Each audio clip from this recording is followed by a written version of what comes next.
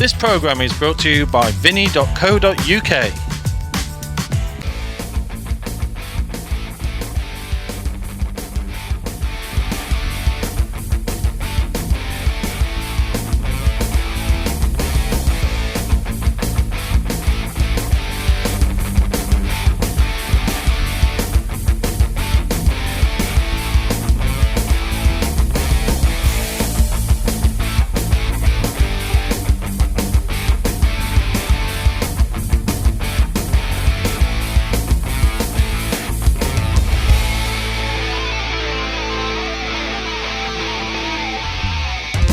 Welcome back to the Champions League pool here on Free Sports. It has been so action-packed so far, some fantastic games, and right now our two winners of match one are about to head into battle as Michael Hill does battle with Shaun Storry. They both won their opening game, but Simon, so much on the line for the pair of them should they win their second. Yeah, the winner of this match will have gone a long way to qualifying through, and the work wouldn't quite be over, but it would almost be over. And both players played so well in their first matches that it should be a fascinating match-up here. It certainly will. Those are the bookies' odds ahead of the night. Michael, big favourite. But as we've seen so far, anything can happen. The standard's so high, it takes so little to potentially lose a match. Shaun gets that 8-ball in motion. Pots a ball, and it's an interesting life for him actually. I have a feeling this could be a pretty good start for the man they call Autopilot. Cracking first break. Makes 1-2. Couple of balls, gives himself a good opportunity. The lay of these reds is really nice for him. Nothing really in the way. The only ball that's going to cause him any sort of consideration or headache is going to be that 8-ball. Trying to decide, or needs to decide, which ball he leaves as his last ball. I suspect he's going to be playing it up to the top left-hand corner. It's in a decent position for a double, but I think he would rather leave it as a pot to the corner. That's not a cannon he would have wanted. If he has to take the red in the middle, he's going into the yellows, which isn't great, takes away some control. Other options to take a plant to the bottom left-hand corner.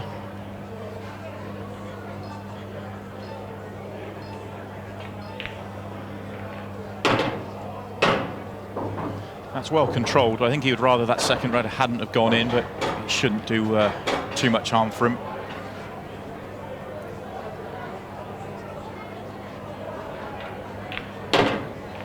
So that will. Oh yeah, that'll do it. Needed to avoid the yellows at all costs and snook himself on his final ball. He did this in his opening match against David McNamara. Still going to go close to making this off one cushion, but giving himself a lot more work than he wanted. Not to be.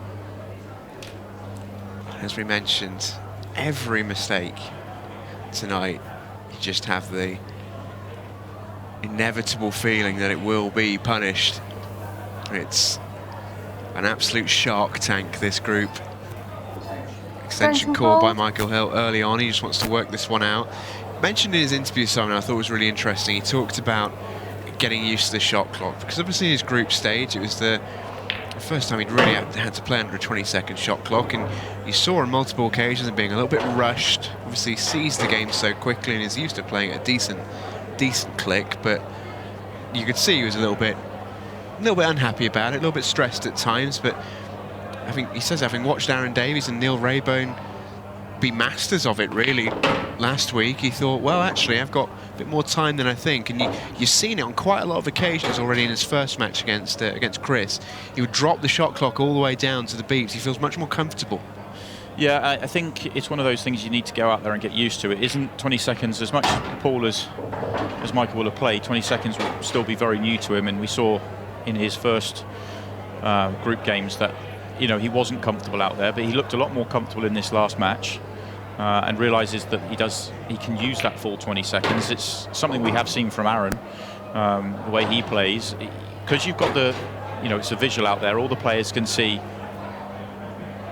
The players can really see the clock at all times. You've got the 5-second countdown. You've got the beats. You're in full control of what's going on out there. So he's sort of learning to time it and get used to it. And he certainly looks stronger tonight than he did in his opening group game, or great group games, I should say. And the thing is, when you've got a player of the pool IQ of Michael Hill, he's a quick learner. Yeah, oh sure. He's gone for the double rather than the trickier cut down the rail. Oh, this is all or nothing for 1-0.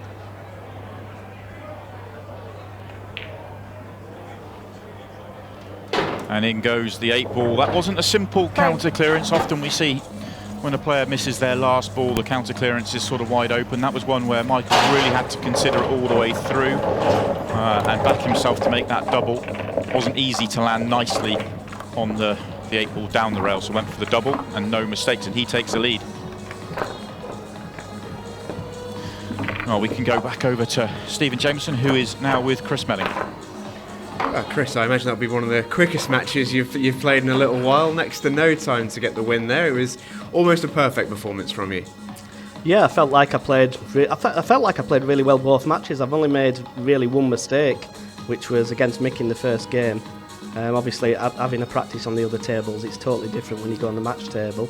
But I feel like I'm playing well, and it was important to stamp my authority in that game. Yeah, it does seem to be that sort of night, doesn't it? I called it a shark tank earlier. There's no room for error tonight at all, is there? No, I mean, this is a real tough group. You know, you've got Dave McNamara, Shaun, Storry, myself and Mick, and you know, Mick's name speaks for itself. He's 6-time world champion, the greatest player I've ever seen. So it's always going to be difficult to beat somebody like him, but over the past few years my record's been okay against him. But obviously we're both getting older, so we throw the odd tweak in now and again. And one thing I wanted to ask you is a little bit about the brakes. You've gone from the cross brake to the cut brake to the front on brake, mixing it about, experimenting. You didn't seem happy at one point or another. What's going on? I've probably got to be a little bit careful what I say, because obviously the racks are a little bit slack, to be honest. But you know, Viv's trying her hardest, and you've just got to get up there and hit them. And when I brake and they don't go how I expect them to go, then I move the cue ball to try and, you know, find the sweet spot, let's say. But I mean, Mick broke against me, I think 3 times, and he struggled. He was potting balls, but there wasn't breaking how I thought they would. And in terms of what's left for you tonight, obviously you're now back in the hunt with that important victory against Dave. It sets up what could be an all or nothing game for your final match. Looking forward to it? Yeah, obviously I'm playing Shaun the last game, and it looks like it's going to go between me and Shaun. Obviously he's still playing Mick at the moment, so anything can happen in that game, but he's missed a good chance there in the first frame, and that could haunt him. Well, we wish you all the very, very best of luck for that one. Cheers, thanks. Back to you, Si. Well, interesting to get Chris's thoughts as we come back to the match, and you can see that great chance for Michael Hill. Looks like it's ended in disaster as he hasn't hit the cushion and given away a foul, although our referee, Fresco, just wants to get a review of that to make sure that she's got the right call. I'm pretty confident she has. And we can see players and the referee just having a look at this review. Yeah, it did. Oh, the red actually does hit the top cushion, so it isn't a foul. Just checking. Time running. Some interesting words from the magician there, I thought, Simon. Yeah, absolutely. And yeah, I suspect a few players have sort of felt a bit like that with we felt throughout this competition with the breaks. It's unfortunate when that happens. But I think he said it right. You just got to get on with it and find a way. And he did that very well in the last match. Yeah, didn't he just? 9 minutes, I think it was, 8.5. Yeah, had 4 chances at the table, took all 4. You know, it's all you can do, really. I mean, he was quite right in what he said, in that pretty much his first shot in open table against Michael Hill was his mistake. It's not a foul, that, by the way, from Shaun. It's just loss of turn. And after that first foul, where he potted the 8 ball to lose the frame, hasn't really done anything wrong in open table at all. You've just seen almost flawless pull from Chris Melling. It's been the same for most of our players tonight.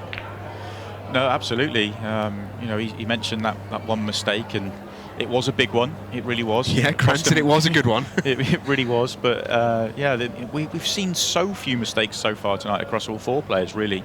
David McNamara is on the verge of being out. And for me, he's made one positional error. Hasn't missed a pot on open play. In fact, I think the only ball that we have seen missed an open play so far tonight is the one we've just seen in this this match with Michael, and of course that one we were talking about with Chris Melling when he potted the black. You know, so we're halfway through our 4th match, and we've seen 2 balls missed all night. You know, that's some standard out there. Where's the 8 ball? Wow, what's happened there? Oh, a shake of the head from Shaun Storry. Let's just take stock of this one, shall we? Oh, what an egregious fluke that is. That is remarkable. All sorts going on there, and okay, it hasn't given him a great chance to clear up and win the frame from it, but it gives him control. He's now in the driving seat in this frame.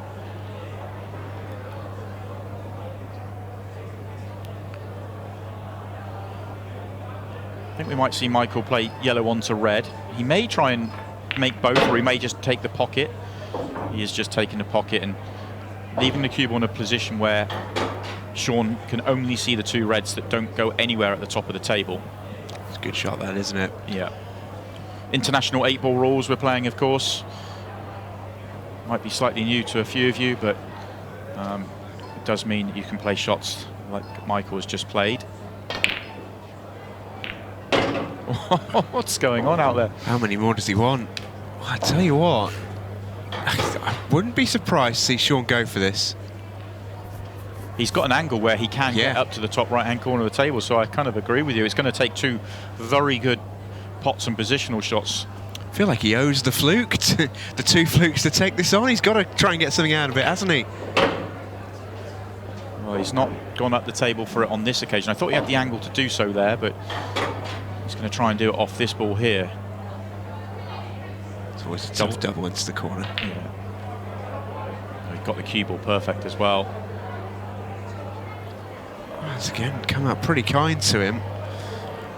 Of all the places he could have left it, I think that'd be pretty high up on the list. He's having a little good run of the ball out there at the moment. But he's still not guaranteed to win the frame. No, as good a run of ball as he's just had in the last 2-3 shots he's just played. You'd still feel yellows are in the driving seat here.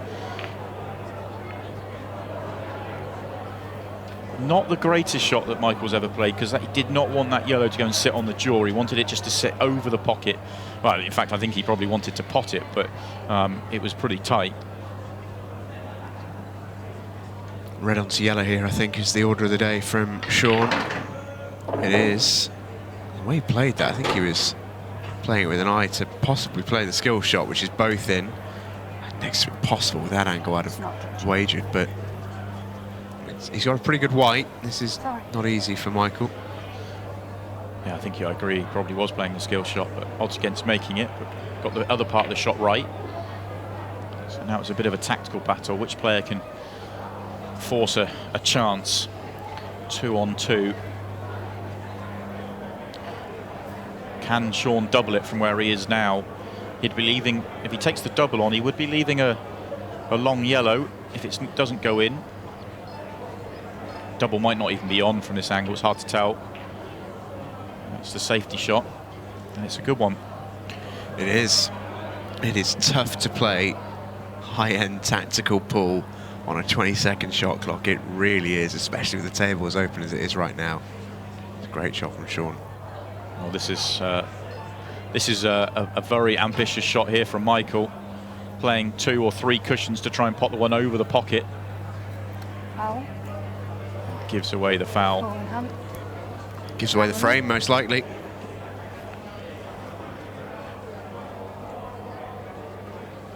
He was fairly close to it.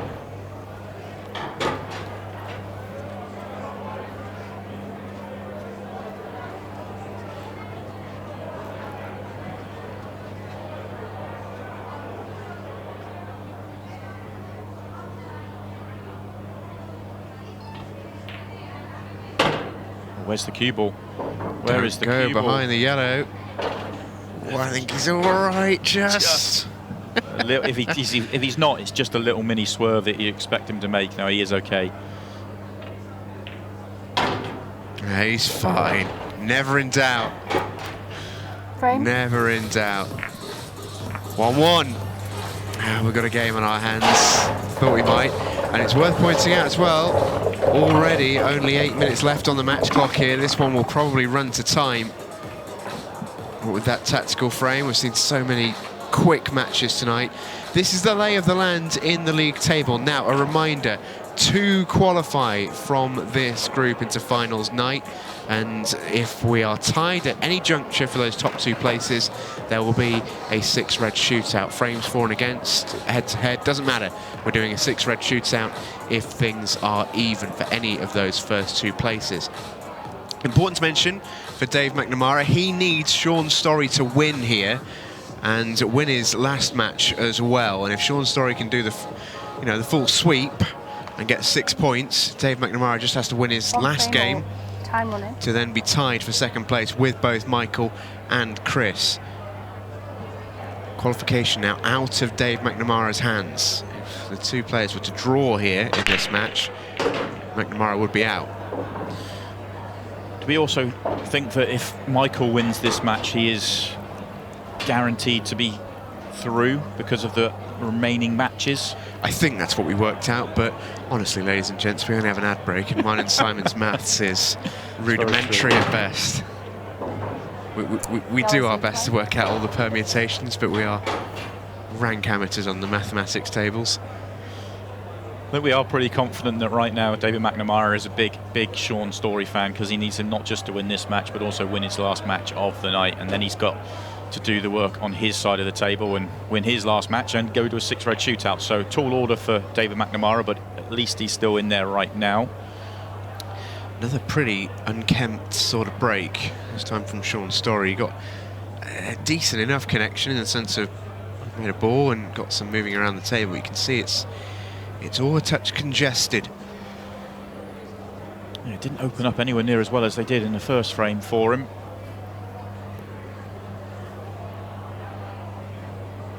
It's the first time tonight we're really going to have to start thinking about the match clock. It's been such a fast and furious pace so far tonight. We've seen so many finishes from the break at quick fire time as well, that the sort of match clock really hasn't become a factor yet. But I'm pretty sure this one isn't going to be with a player getting to 4 frames, so it's whether a player can get in front and hold it. Yeah, really unlikely at this juncture. The other thing to think about as well, depends on how long this tactical battle drags on for. At the moment, it's got a few minutes in it, I think, yet, is that a draw isn't the worst result for either of these players. It would still maintain the fact that qualifying is still very much in their own hands. I think if they draw this match, then a point from their last match or better would be enough to get them through. I don't think it'll be something that enters either player's mind much in terms of the group landscape. I think what generally will, though, is the idea that maybe you're not necessarily hoping for a draw, but I think both will have an eye on not losing more than anything else. I think that will be the motivation. Yes, and I think the reason I mention it is simply because of if the time left. If you get to the position where there's a minute and a half left on the clock and you've got a 1 in 10 clearance or a 2 in 10 clearance, then it's probably not the right thing to do for going for it. It's probably, let's try and drag this out and make the frame go an extra minute and a half and take the point. Mick might have an opening here, though.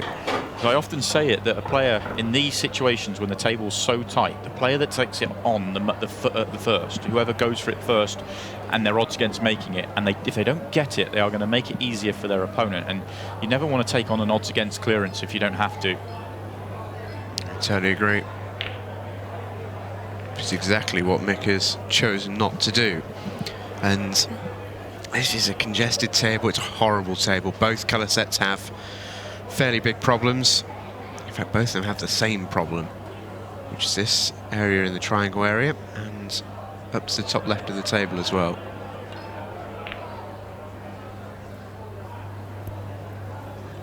Shaun just trying to get that cue ball right behind the yellow and try and force a foul out of Michael Hill, but hasn't got the the snooker this time. The problem Michael might have is that if he can't see either of the two reds nearest the bottom left-hand corner of the table, he's opening up one of the problem balls, or one of the problem balls for both of them, but it's Shaun will get the first go at it. And that's what he's done.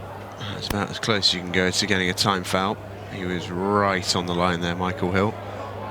Shaun might be tempted here. He needs one cannon to go his way. He needs one cannon onto that little cluster in the triangle area, and it's not one that's guaranteed to go well, depending on which ball he uses to go into it. Yeah, he almost needs to play it at a really low pace as well, because he doesn't want the yellow to go very far. And the problem is when he does that is the white will stick.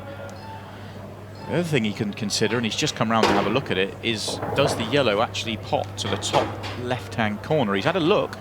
Here we go, he's having another look now, and it's pretty tight. Yeah, that's very tight to the top corner pocket. I suspect it probably just about goes, because if it didn't, I think Shaun would have been tempted to try and play into that little cluster from the last shot. You can tell by the fact he's gone back to look at it twice, three, maybe even four times, that it is tight.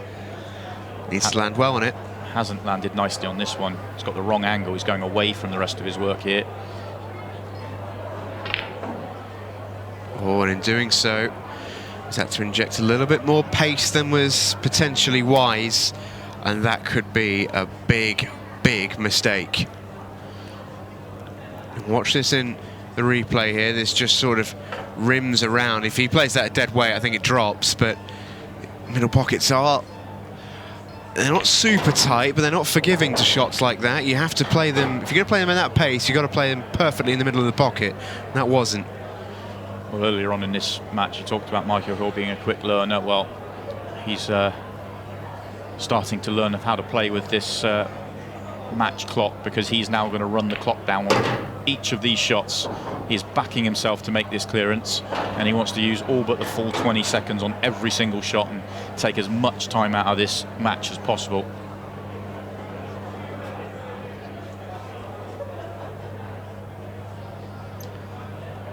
Big frame to win, and it might well be the final frame. Could be such a massive moment for Shaun Storry. Could be him who at the moment held the aces, but Michael Hill with a very rare missed pot. It was an interesting visit from Michael. Certainly for the first two shots he was trying to kill some time, and then he realised he'd finished just out of perfect position and didn't get where he wanted to. And I'm pretty sure that red he's just missed in the centre pocket, he wanted to play his second or third shot and wasn't able to. That's a massive mistake. Oh, that's a time foul, surely. It is. Oh, and cue ball in hands. I'm so sorry. Unforgivable. Can I have a freeze frame of the pin, please? It looks like we might need a slight bit of help from the video referee here. Doesn't matter. Oh, well, I think Shaun Storry's just conceded, I'm hearing. And to be honest, that's the first time we've seen that in this competition. But it's absolutely the right thing to do from Shaun Storry's perspective. He's given away the foul. Why let Michael have 3 shots, which he could have easily used up 30 of those 36 seconds without trying? So by conceding the frame, which is absolutely something within the rules that he's allowed to do in this form of the game, it's at least giving him half a chance, maybe a golden duck, or he might have 30 seconds to make a very unlikely reverse dish. Well, if anyone can, it's Shaun Storry. He's done it before in this form of the game. Mentioned it in his first match, Simon, that game against Simon Fitzsimmons, where he won 4 frames in 7 minutes, I think it was, to win the match. Absolutely remarkable pace of clearance, and he's got it in him. But he needs Lady Luck to smile on him. Well, he's got first thing he needs is a dry break from Michael Hill. Frame number 4. 48 seconds left on the clock. Sorry, Mick. Time running.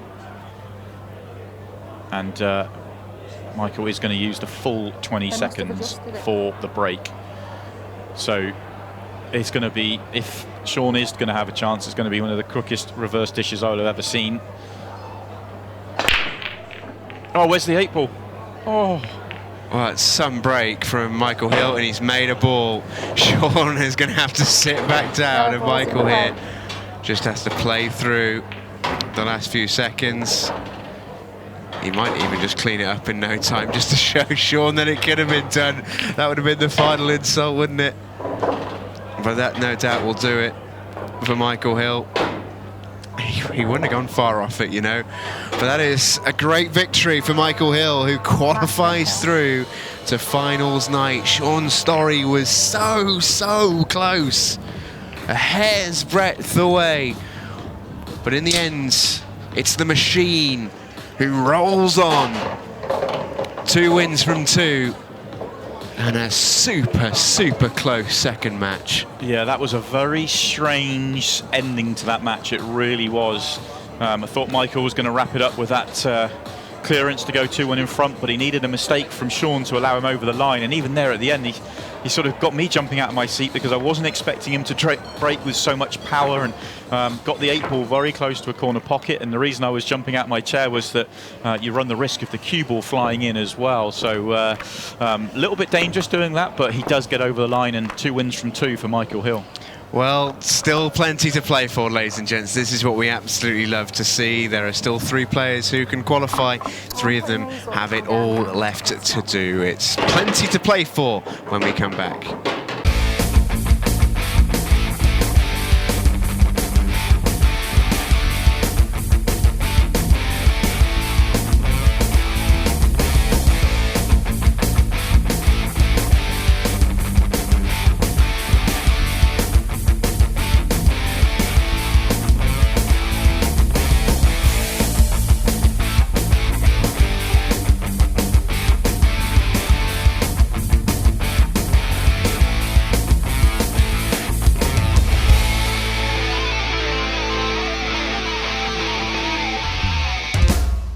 This programme is brought to you by Vinny.co.uk.